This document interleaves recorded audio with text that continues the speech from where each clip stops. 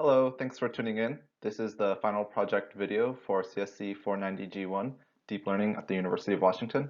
I'm Skylar, and my teammate for this project was Arthur. And our project is classifying NBA player sentiment with a new player interview corpus. So first I'll talk about the motivation and goals behind our project. So NBA players, NBA being the National Basketball Association, often are unhappy or have chemistry issues with other teammates. And one way that they like to vent their emotions, or you can kind of gauge this, is through the interviews that they give periodically.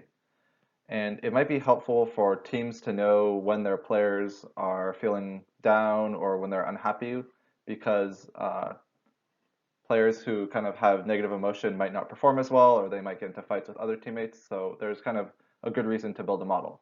That being said, there's not really any data that has this text or speech from NBA players and then kind of the associated attitude or sentiment. So in our project, our goals were first to kind of build a new data set of NBA player interviews with their associated player sentiment.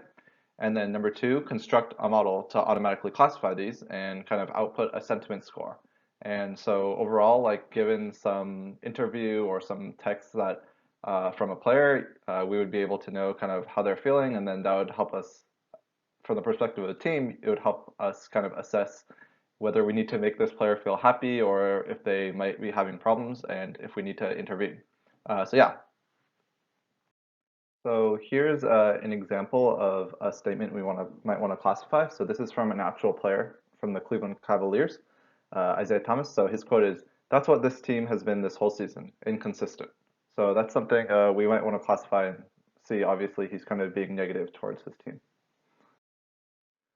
Here's a more direct statement, also from an actual player. So this happened 2018, I think. This is Jimmy Butler on the Minnesota Timberwolves saying, "You need me, you can't win without me." So it would be helpful to kind of classify these types of statements and get their sentiment and see kind of how the player is feeling with respect to his team and his teammates. So we specifically targeted informal interviews. So our thought process was there are kind of formal press conferences that we could try to look at and annotate sentiment, but these are kind of restrictive in that players know that they're really under the lens of the media and that they're really under high scrutiny. So instead, we wanted to look at more informal interviews. So this manifested in kind of interviews in the locker room that happened before or after games or even before or after practices. And these are more casual settings where players are more likely to kind of really speak what's on their mind. So we manually transcribed from YouTube and NBA.com, and we transcribed 143 verbatim interviews. And this took way longer than we anticipated. So kind of for every like 1 minute of interview, it took about 4 minutes of our time to kind of make sure we were parsing that correctly, especially since we were doing it verbatim. After we kind of did all of that, we annotated each interview with a sentiment score on a scale of 0 to 3 based on how the player felt. So you can see our scale there. So it's basically ranging from extremely to unhappy to extremely happy. So after we collected our data, next we went into model building. So we did two different models, so character level model and a word level model. So this is the character level model.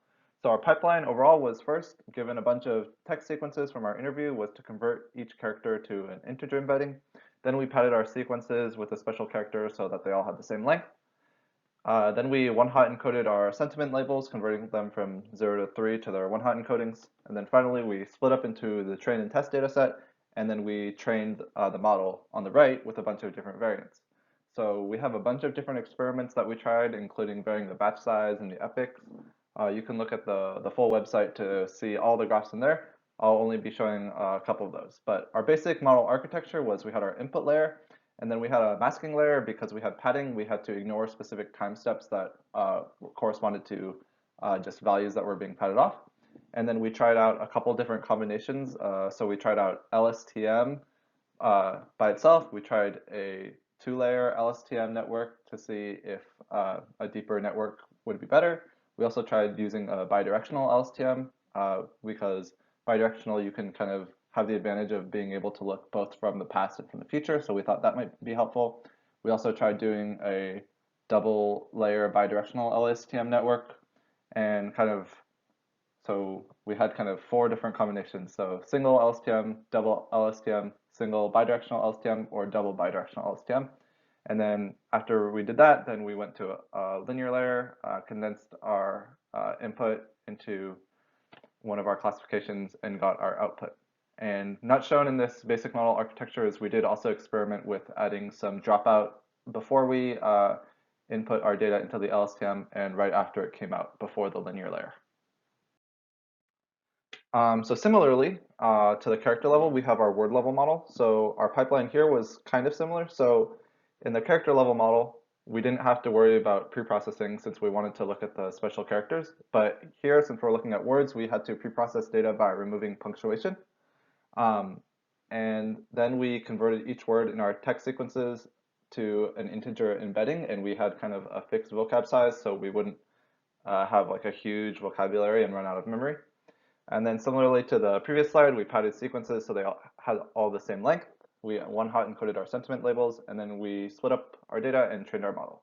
And in this experiment, we varied the batch size, varied the type of LSTM, varied the number, and then also kind of looked a little bit with the word embedding vector size. So something we did differently from the character model is for the word model, we looked at different embedding sizes. So right after our input layer, we had an embedding layer, basically where we're transforming our sequence, or we're transforming like each element in our input sequence to a n-dimensional vector,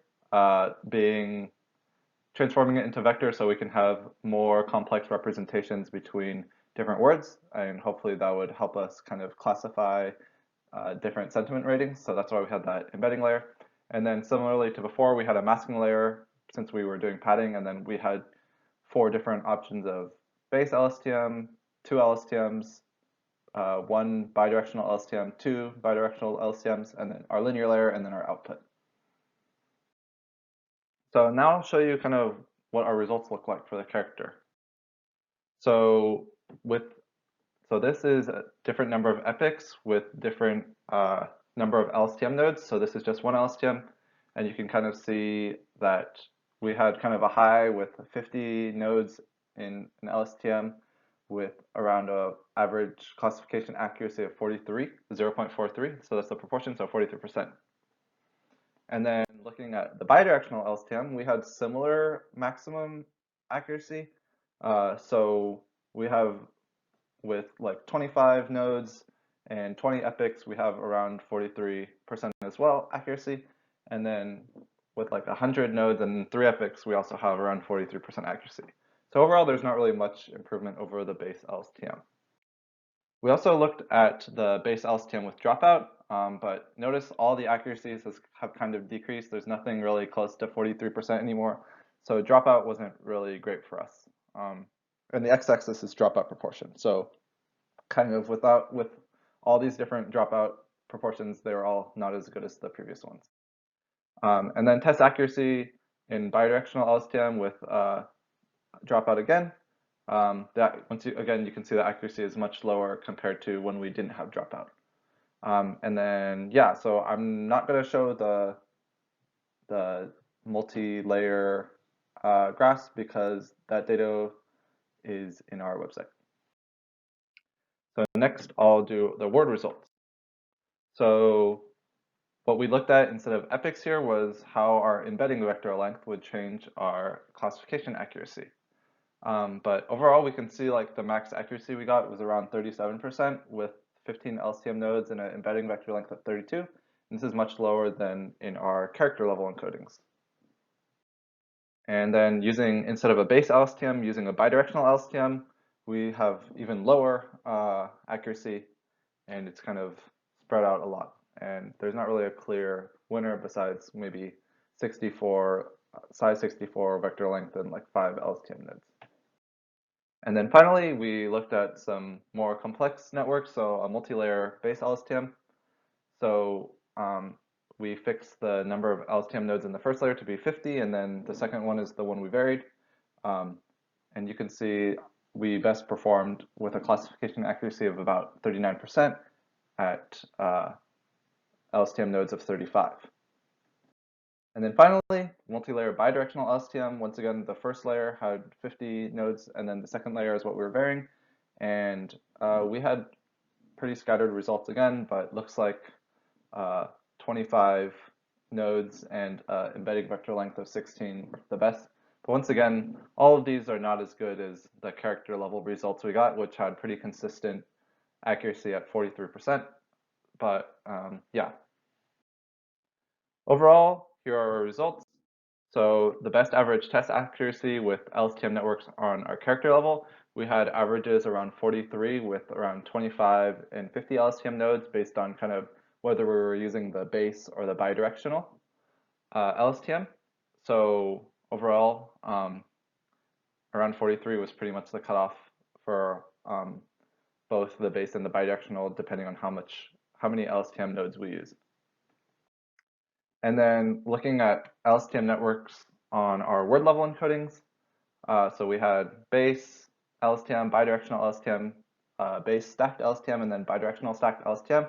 And we had a couple networks that almost reached the 40% mark based on how many LSTM nodes we used. So for example, this red one, which is bidirectional stacked with 25 LSTM nodes. So that one almost reached, but these are much lower than the previous graph. Yeah, so overall, for our results, kind of the character level encodings did much better than the word level encodings. And now I'll show you a demo of what our system can do. So here is a demo I recorded, should be playing. So I can type in the phrase, "This is fun. I really like playing basketball with all my teammates." We can run the cell block and we see it says somewhat happy content. So that's our model predicting. So we have once again, we have our 3 classification classes. And here's another sentence. Being here is a mixed bag. Some days I'm happy, other days I'm not super happy. And we can see that our model predicts somewhat unhappy and discontent. So yeah, so you can see that our model is working, and here are a couple more examples. So great win for the team. We're doing well out there. Somewhat happy, content. So that I would also assess as being pretty accurate. And then here's another one. Man, I'm feeling down right now. This is not going well at all. I'm depressed. And we can see that this is predicted to be somewhat unhappy / discontent. So that one I would say is another accurate one, if not extremely unhappy. And then here's another one. We have a game tomorrow, and I think we will do great. So that one's also looks to be good, somewhat happy, content. And then if we change it to do poorly, then it changes to somewhat unhappy, discontent. And then, yeah. So that's kind of our overall system. You can see our demo on the website if you would like to see more. Yeah, so limitations and future work of our project. So one problem we had was you can see our classification accuracy was really low, so 43%, and we only had 4 labels. That's pretty bad. So one issue we had was we did not have enough interviews. So like I mentioned, our corpus that we collected was only 143 interviews, but each of these was really long. So what we had was really high dimensional data and not very many. So that's kind of a bad sign when you're trying to build a model if you have a lot of dimensions and very few samples. So our solution is either obtain more interviews or try subsampling smaller sequences from our existing data sets. So if we subsample, we can basically reduce the length of our sequences, and we can also kind of artificially increase the number of samples we have. We can kind of like randomly select subsamples to select from the interviews we already have, and that will kind of increase our space. And then another problem we had is that we're generating sentiment on a scale of 0 to 3, and that might not be kind of the most useful, and it might not really capture all situations. So our solution could be to try a more complex annotation scheme with more dimensions, such as using text annotations. So on the right, I have kind of a sample of different annotations we might want to use. So if the sentence is like, the team played well, but I didn't do so great. I hope to do better next game, though. I'm confident I'll improve. So the annotations we might want to have on this, or that maybe we might want our system predict is the player likes his team, the player wants to improve, or the player has confidence.